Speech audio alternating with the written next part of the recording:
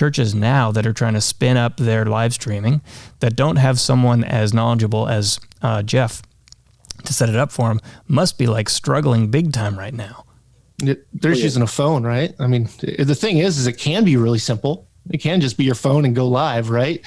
But there's a lot to be desired about a stream that's that simple. But then again, what's important, the medium or the communication. So yeah, and I've been talking to people through different Facebook groups, and yeah, that has been the big question. How do we go from zero to production in a week, less than a week? Yeah, you're right. A lot of people just using phones. One of the things that's been really big is the Mevo. You familiar with the Mevo? Yeah. That's what we use.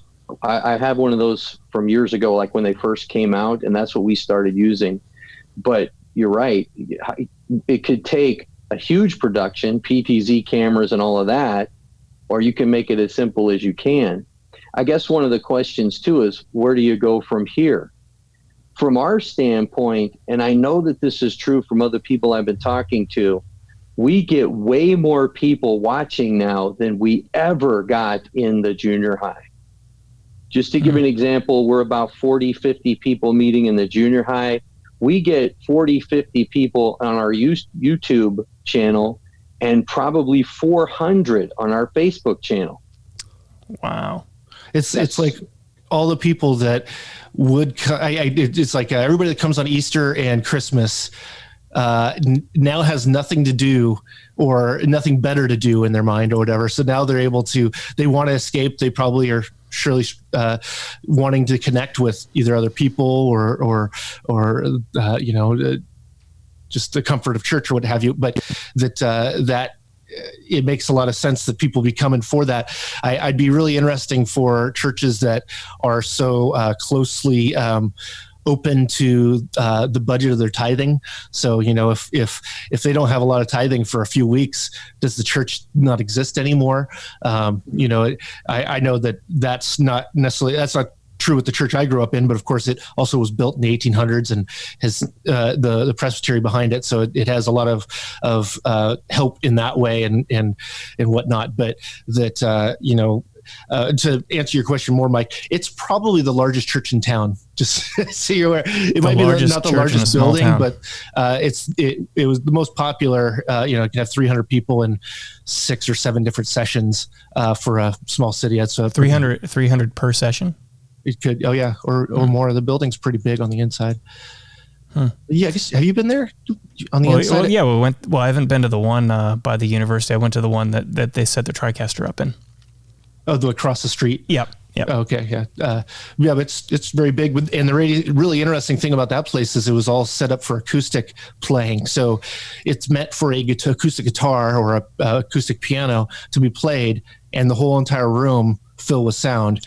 So it's really weird. They only make the instruments, they amplify them only so they meet the volume of the singers that have to be on microphones. So it's really kind of a strange deal as far as that goes. But there's a lot of churches that were forward leaning, I think, that have been preparing for or are trying to have something. But when you go from having we can't have church to we can have something, I think accepting a phone is just fine. I think, if you don't have anything, that'll do it. I'll get it done. But it's probably not the most biggest production and that kind of thing. But I think people are going to learn. It's definitely interesting because everybody's going to be doing learning on the internet. Like if you haven't done that kind of learning before, it can be a little strange, not having, connection with somebody. But I'm sure also that if you don't have people showing up, you might be willing to spend a bunch of money to get consulting directly.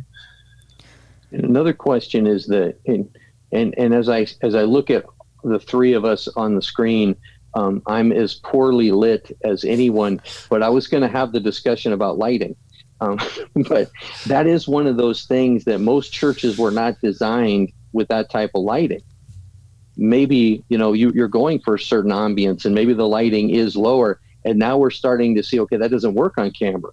I can't see this guy. He's in the dark. I can't see these musicians over there.